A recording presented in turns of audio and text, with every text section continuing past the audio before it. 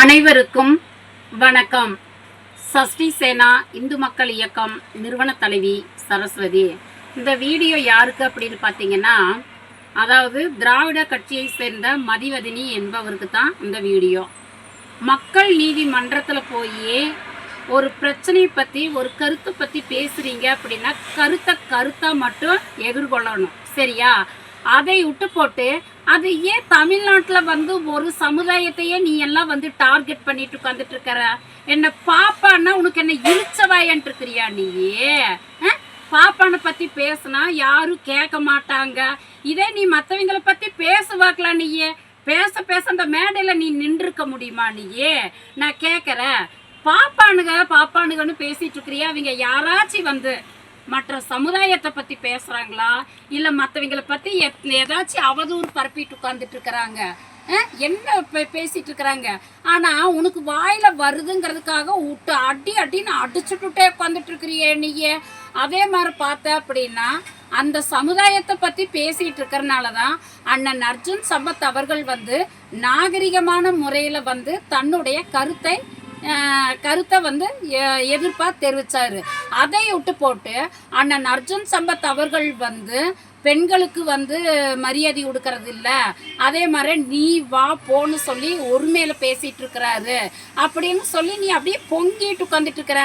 உனக்கு என்னுடைய அண்ணன் அர்ஜுன் சம்பத் அவர்களை பத்தி உனக்கு என்ன தெரியும் உனக்கு? சரியா? இன்னைக்கு ஒரு பெண்ணு ஒரு கருத்தை கூறினதுக்கு ஒரு ஆண், அதாவது அண்ணன் அர்ஜுன் சம்பத் அவர்கள் கருத்து தெரிவிச்சதுக்காக இத்தனை பேர் தமிழ்நாட்டில் அந்த மதிவதனிக்கு பொங்கிட்டு வர்றீங்களே.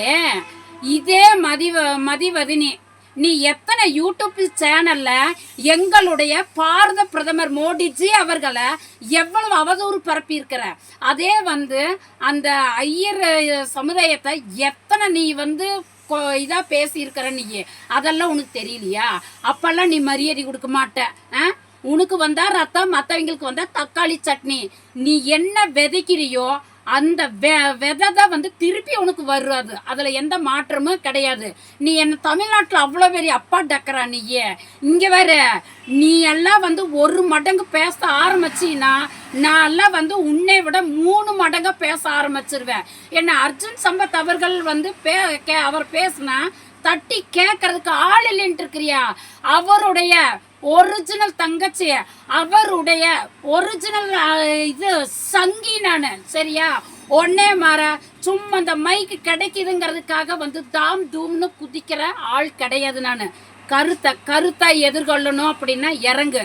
நான் அண்ணன் அர்ஜுன் சம்பத் அவர்களினுடைய தங்கையா உன்னுடைய பாணியிலேயே உனக்கு நான் கருத்து சொல்றேன்.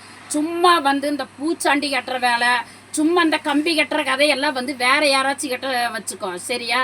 எங்க அண்ணன் அர்ஜுன் சம்பத் அவர்களை சீண்டி பார்க்கணும் அப்படின்னு நீ நினைச்சிட்டு உட்காந்துட்டு இருக்கிற. அதே மாதிரி அவரு இப்பவும் நான் சொல்றேன், தன்னுடைய எதிரிகள் பெண்கள் யாரு கருத்து அவரை அவதூறு பரப்பி பேசினாலோ தன்னுடைய சகோதரியாகவோ தன்னுடைய தாயாகவோ அட விடுங்கப்பா நம்ம உள்ளதாப்பா அப்படின்னு சொல்லிட்டு போற ஒரு நல்ல மனிதர், அவரு நல்ல சகோதரர். அவரை பாத்தீங்க அப்படின்னா ரவுடி மாதிரியும் அவரு மற்றவங்களை அவதூறா பேசுற மாதிரி எல்லாம் நீ சித்தரிச்சுட்டு உட்காந்துட்டு இருக்கிற. உன்னுடைய கருத்துக்கள்ல உன்னுடைய கொள்கையில நீ எப்படி சுயமரியாதையோட நீ கருத்தை சொல்லணும்னு இது பண்றியோ, மற்றவங்களுக்கு நான் பேரெல்லாம் சொல்லி அவங்கள பெரிய ஆளாக்க விரும்பல நான், சரியா? அவங்களோட பேரை நீ அடைமொழி வச்சு சொல்லு, எங்களுக்கு அவசியம் இல்லை, சரியா? அடைமொழி வச்ச என் அண்ணன் அர்ஜுன் சம்பத் அவர்கள் மேடையில சொல்லணுங்கிற அவசியமே கிடையாது. உன்னுடைய கொள்கை நீ உன்னுடைய அந்த தலைவர்களுடைய மேடையில சொல்ற, அதுல தப்பே கிடையாது. அதுக்காக வர்றவங்க நாங்கெல்லாம் சங்கிக என் அண்ணன் அர்ஜுன் சம்பத் எல்லாம் அவங்கெல்லாம் அடைமொழி வச்சு பேரெல்லாம் சொல்லணும் அவசியமே கிடையாது, சரியா? நீயே அதே மாதிரி இந்த சேமலா, ஆமணி பஸ், சுந்தரவள்ளி, நீங்க எல்லாமே ஒரு குரூப்பாக தான் சுத்திட்டு உட்காந்துட்டு இருக்கிறீங்க, சரியா? அதாவது நீ எல்லாம் ஒரு பெண்ணா நடங்க, சரியா? முதல்ல வயசில் இருக்கிறவங்களுக்கு எப்படி மதிப்பு கொடுக்கணும், மரியாதை கொடுக்கணும், எப்படி பண்பாட்டோட நடந்துக்கணுங்கிறத நீ முதல்ல தெரிஞ்சுக்கோ. அதுக்கப்புறம் அடுத்தவங்களை பாடம் நடத்துறது எப்படின்னு சொல்லி நம்ம பார்த்துக்கலாம். சரியா? நேரம் நீ எல்லாம் வந்து தமிழ்நாட்டில் வந்து இந்த அளவுக்கு நீ எல்லாம் பேசிட்டு உட்காந்துட்டு இருக்கிற நீ, சரியா? ஏன்னு கேட்டீங்கன்னா உனக்கெல்லாம் என்ன மரியாதை கிடக்குது உனக்கு? அவ்வளோ பெரிய உயர் பதவியில பாரதத்தை ஈன்றெடுத்த தவ புதல்வர் மோடிஜி அவர்கள் உனக்கு பிடிக்கலனாலும் பரவாயில்ல, அவருடைய வயதுக்கு அவருடைய பதவிக்குனாச்சு நீ வந்து மரியாதை கொடுக்கலாமல்ல. அதையெல்லாம் செய்ய துப்பு இல்லை. வந்துட்ட அர்ஜுன் சம்பத் அவர்கள் வந்து பெண்களை வந்து மரியாதையோட நடத்த தெரியல, அதாவது பெண்களை வந்து இழிவுபடுத்துறாரு, கொச்சப்படுத்துறாரு அப்படின்னு பழகி பாரு. தமிழ்நாட்டிலேயே வந்து இந்துத்துவால பெண்களுக்கு மதிப்பு மரியாதையோட இவ்வளவு ஒரு கண்ணியத்தோட ஒரு நல்ல சிறந்த சகோதரர் அண்ணன் அர்ஜுன் சம்பத் அவர்களை போல யாருமே வர முடியாது. இப்ப மட்டும் இல்ல, அண்ணன் அர்ஜுன் சம்பத் மாற இப்ப மட்டும் இல்ல, எந்த ஜென்மத்திலையும் இந்துத்துவால வர முடியாது. அதனால இந்த சவுண்டு கொடுக்கறது, பூச்சாண்டி காட்டுறது இதெல்லாம் வேற எங்காச்சு வச்சுக்கும் கம்பெனி, எங்க கட்டையெல்லாம் நடக்காது.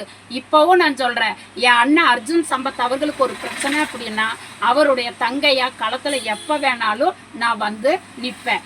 நீ எப்படி மற்றவர்களுக்கு மரியாதை மதிப்பு கொடுக்குறியோ அப்பத்தான் வந்து உனக்கு வந்து மதிப்பு மரியாதை வரும். நீ மற்றவர்களுக்கு மரியாதை இல்லாம பேசுனீன்னா அது இப்படித்தான் வரும்.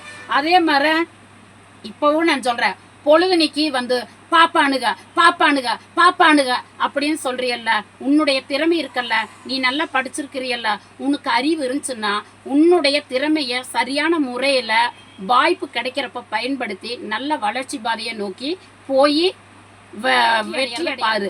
அதை விட்டுட்டு பாப்பானுக பாப்பானுக பாப்பானுக அப்படின்னு சொல்லிட்டு உட்காந்துட்டு இருந்தீங்கன்னா நீ இப்படியே தான் உட்காந்துட்டு இருக்கணும். சரியா?